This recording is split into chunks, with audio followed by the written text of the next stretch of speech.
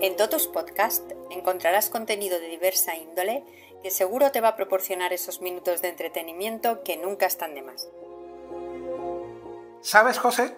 A veces pienso que vivir es fácil con los ojos cerrados, malinterpretando todo lo que ves. Bueno, Antonio, eso es, en mi opinión, porque todo lo que necesitas es amor. El amor es todo lo que necesitas. Y al final, el amor que recibes es igual al amor que das. Sea lo que sea, déjalo estar. ¡Déjalo estar! Pues vamos a dejarlo estar. Y vamos, junto a nuestros oyentes que nos siguen desde el otro lado del espejo, a por un nuevo programa con Totus Podcast. Eso, porque yo soy el hombre huevo, ellos son los hombres huevo, yo soy la morsa. ¡Cucuyú!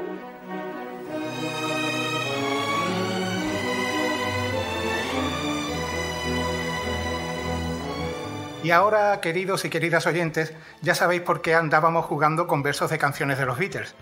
En este programa, como ya ha dicho José, hablaremos de una de sus canciones, I Am the Walrus. En realidad, Antonio, hablaremos de Lewis Carroll y de su obra, especialmente de Alicia a través del espejo. Claro, ¿cómo vamos a decir en todos tus podcasts que vamos a hablar de un tema para, siendo coherentes, hablar de ese tema? Bueno, pues déjame hacerte una propuesta. ¿Y si hablamos de las dos cosas? De la canción y de la obra de Carroll. Si me prometes que no vamos a cambiar de tema a mitad de programa, te lo admito. Te lo prometo. Pues venga, dale. ¿Por dónde vamos a empezar? ¿Analizando la letra de la canción? Pues no, porque si hiciéramos eso, estaríamos cayendo en la trampa que John Lennon perpetró con esta canción para aquellos críticos que pretendían buscar un significado profundo a cada letra del grupo. Cierto. De hecho, la letra de I Am the Walrus es un disparate onírico y surrealista. Por ejemplo, fijaos, queridos y queridas oyentes, en el siguiente verso.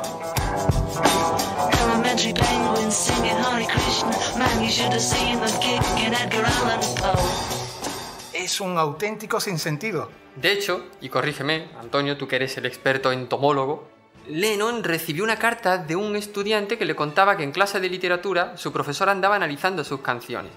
Así que Lennon, decidió escribir una letra que fuera imposible de analizar. Y bueno, aunque hoy día hay escuelas que te permiten analizar cualquier obra de arte desde cualquier perspectiva imaginable, lo cierto es que I Am the Walrus es difícilmente analizable más allá de señalar esas figuras oníricas y disparatadas que ya hemos mencionado. No obstante, si analizamos la canción, sí podemos decir que, sometida a un análisis literario, la letra de esta es coherente con su estructura musical inusual y con el uso innovador de efectos de sonido y orquestación. A todo esto fue producida por George Martin, quien añadió arreglos de cuerdas y coros que contribuyen a esta atmósfera psicodélica. George Martin, otro de los que fuera conocido como el quinto Beatle, para quien no lo conozca. Y conocido como uno de los mayores productores de discos de todos los tiempos, por cierto. Y respecto a la música, una curiosidad. Una parte notable de la grabación es la inclusión de un fragmento de la transmisión en vivo de una producción de la BBC de El Rey Lear, de William Shakespeare. Por cierto, José, ¿a qué vino a incluir este fragmento de esta obra dramática? Buena pregunta. La verdad es que la introducción de este fragmento es bastante fortuita y se puede justificar como fruto de ese clima de experimentación que es en sí toda la canción, tanto letra como música como producción. Fíjate que durante la grabación de I Am the Walrus, los Beatles aprovecharon para experimentar y explorar nuevas técnicas de efectos sonoros. John Lennon, en especial, estaba buscando maneras de añadir texturas y capas a la grabación para crear una atmósfera más rica y más compleja. Y mientras estaban en el estudio, Lennon tuvo la idea de incorporar una transmisión de radio en la canción. Hizo que el asistente del productor, Joe Femerick, sintonizara una radio en vivo y simplemente incorporara lo que estuviera sonando en ese momento. Y en esos momentos lo que sintonizaron, lo que estaba retransmitiendo era la producción de El Rey Lear de William Shakespeare, específicamente el acto cuarto, escena sexta. En esta escena, Edgar habla con su padre ciego, Gloucester, llevándolo a creer que se ha lanzado desde un acantilado. Imagínate luego a todos esos críticos con camisetas de cuello de cisne y aire estirado, intentando buscar la relación entre I Am the Walrus y El Rey Lear. Esta obra es un petardo, habrá que meter alguna morcilla sobre la marcha. Ahí va una. ¿Cómo chinchar al Rey Lear? Pues haciendo que nadie lo lea. El fragmento que se escucha en la grabación incluye líneas como Sit you down, father, rest you y I stumble when I saw. Estas líneas fueron seleccionadas al azar, pero añadieron un elemento dramático y algo inquietante a la canción. Así que la inclusión de esta transmisión en vivo subraya la naturaleza impredecible y caótica de la canción, alineándose perfectamente con el tono surrealista de la letra. Y no obstante, en todo este sinsentido perpetrado a propósito, sí podemos encontrar algunas curiosidades que tienen conexión con la realidad de los propios Beatles. Estás pensando en ese verso que dice Semolina Pilchard, ¿verdad? ¿Verdad? Por ejemplo, este verso hace referencia a un policía con el que George Harrison tuvo un problemilla. Exacto. Se trata del sargento Pilcher, quien fue encarcelado más tarde por fabricar pruebas, precisamente. Semolina es sémola en inglés. Otro juego de palabras, en este caso, entre sémola y sargento. Pues este personaje que aparece en un verso de I Am the Walrus, escalando la Torre Eiffel, arrestó al bueno de George acusándolo de posesión de cannabis. No me imagino yo a George Harrison fumando cannabis, ¿eh? Ni yo al sargento Pilcher escalando la Torre Eiffel. Bueno, y a pesar de todos estos disparates, la canción fue bien recibida y aclamada por su originalidad, aunque no fue un gran éxito comercial como otros de sus temas. Yo, y esto es algo muy personal, es de las canciones que más disfruto de The Beatles y seguro que sabes por qué. Me lo imagino. Supongo que te refieres a esas imágenes sin sentido y a los juegos de palabras que Lennon usó para construir esa canción inanalizable. Repítelo otra vez. Inanalizable. Vale, ¿cómo me conoces? A ver, aunque como hemos dicho, muchos se empeñaron en buscar un significado más profundo a esas imágenes, Lennon solo quiso jugar. Y es algo que a mí me encanta, jugar con el lenguaje. Y además sé que esta canción te gusta por una referencia cultural muy concreta que, si nuestros oyentes estuvieron atentos al inicio del programa, sabrán de qué hablamos. Exacto. I Am the Walrus, el título de la canción, hace referencia a The Walrus and the Carpenter, poema de Lewis Carroll que escribió en Alicia a través del espejo. Que para quien no lo sepa, es la segunda parte de Alicia en el País de las Maravillas. Eso es. Y según han querido ver algunos críticos literarios, A través del espejo, una obra un poco más seria y nostálgica, representaría para su autor, Lewis Carroll, el otoño. Mientras que Alicia, en el País de las Maravillas, mucho más optimista y alegre, representaría el verano. Y es que Carroll era un maestro jugando con las imágenes y las metáforas. De hecho, no es casualidad que Lennon tomara esta obra como referencia para su disparatado tema, ya que A través del espejo, como anteriormente Alicia en el País de las Maravillas, es un continuo juego del lenguaje y un desafío a la cordura y a la razón. Respecto a Alicia en el País de las Maravillas, Lewis Carroll parece perder un poco de espontaneidad, de frescura, esa que se refleja muy bien en el personaje de Alicia, por cierto. En cambio, gana mucho en esta segunda parte en cuanto a la técnica narrativa, los juegos de palabras, las paradojas lingüísticas. ¿No es así, José? ¿Tú qué crees? Completamente. De hecho, en A través del espejo vemos a un Carroll más lúgubre.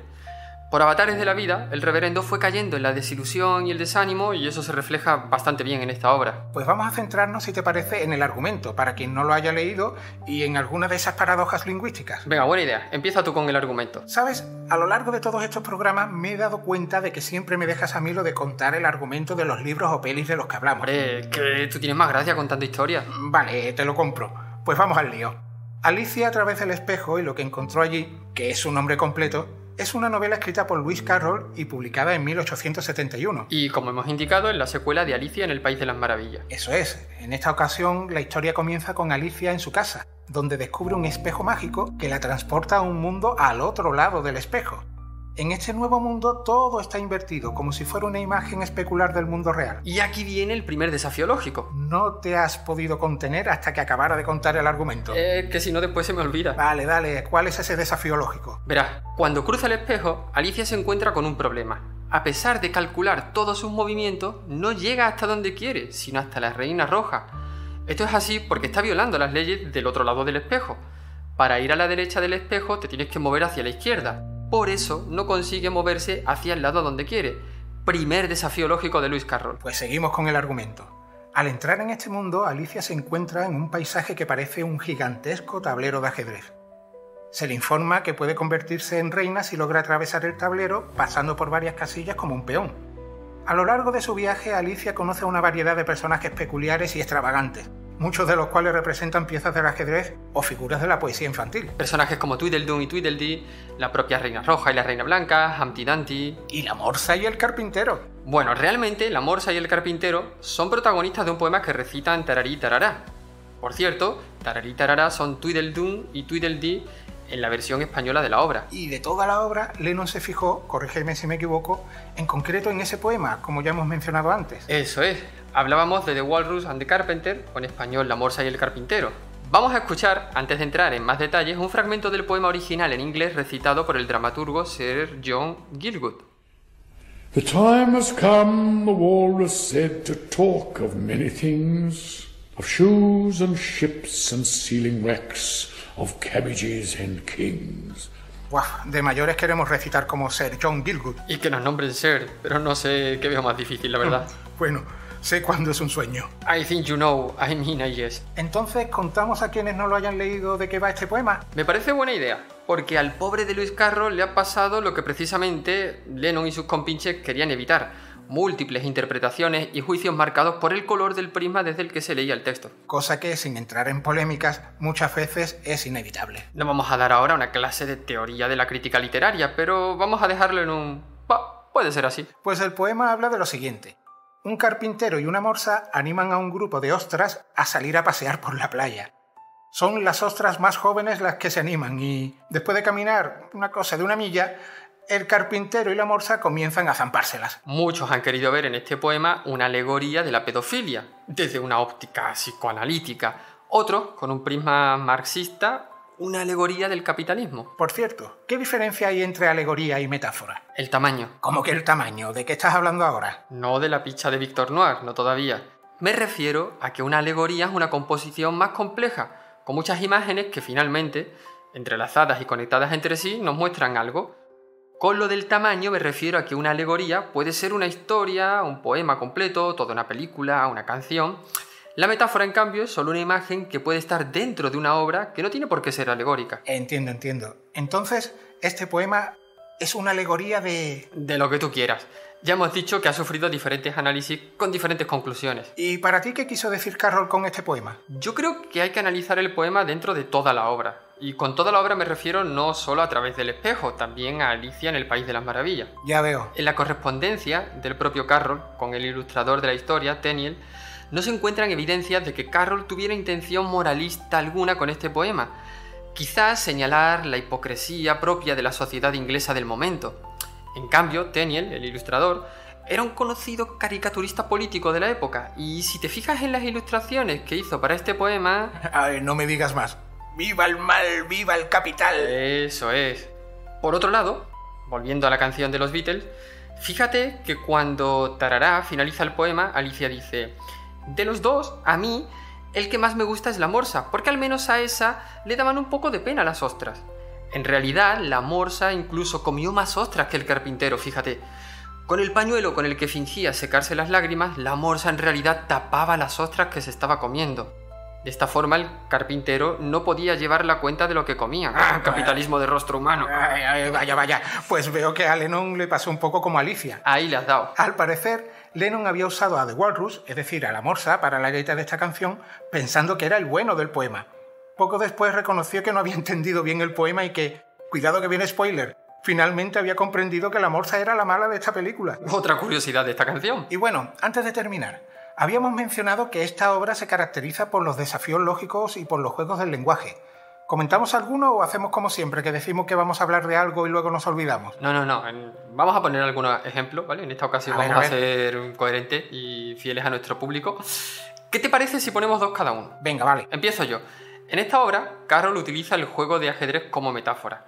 Toda la estructura de la obra es como una partida de ajedrez. La propia Alicia no hace sino moverse de casilla en casilla. Y lo más impresionante es que Carroll monta toda esta metáfora respetando las reglas y la lógica del ajedrez. Me toca. Voy a hablar de algo que me fascina de esta historia. La discusión sobre el tiempo y la memoria. La Reina Blanca afirma que su memoria funciona en ambas direcciones, recordando cosas que sucedieron en el futuro y olvidando cosas del pasado. Esto juega con la noción convencional de causa y efecto y la percepción lineal del tiempo. Pues mira, recuérdame a propósito que te suba a la web un enigma sobre este tema. Voy yo. Ya lo hemos mencionado antes, cuando decíamos que Alicia tenía problemas para moverse al otro lado del espejo al no respetar las reglas de movimiento de este lugar. Pues bien, recomiendo leer y releer la discusión en la que Alicia y el Caballero Blanco discuten sobre cómo moverse hacia adelante en el tablero de ajedrez. El caballero le explica que para avanzar a veces tiene que moverte hacia atrás o de lado, lo que es una paradoja en términos de movimiento convencional. Pues siguiendo con el tema del tiempo, me gusta mucho lo que hace Carroll con los nombres de los días de la semana. Por ejemplo, la Reina Blanca menciona un pan que durará hasta el próximo miércoles día después. Una complicación traviesa del lenguaje que juega con la percepción del tiempo y los nombres de los días. Pues nada, ya hemos puesto 4 ejemplos. ¿Lo podemos dejar ya o seguimos destripando el libro? Paramos ya. Oye, que esto es muy interesante y divertido, esto de analizar la literatura de la mano de la música, ¿eh? Yo creo que ya te hablé de cómo para explicar la literatura del romanticismo, cuando trabajaba para una universidad en Rusia, les pedí a mis estudiantes que compararan un poema de Becker con un tema de Maluma. Me lo has contado, sí, pero deja eso para otro momento, porque terminar un programa dedicado a una canción de John Lennon nombrando a Maluma tiene delito, ¿eh? Pero ya sabes que a veces te gustan ocurrencias tan crueles. Forman parte de mi encanto, oye. José, si fueras música, serías un reggaetón.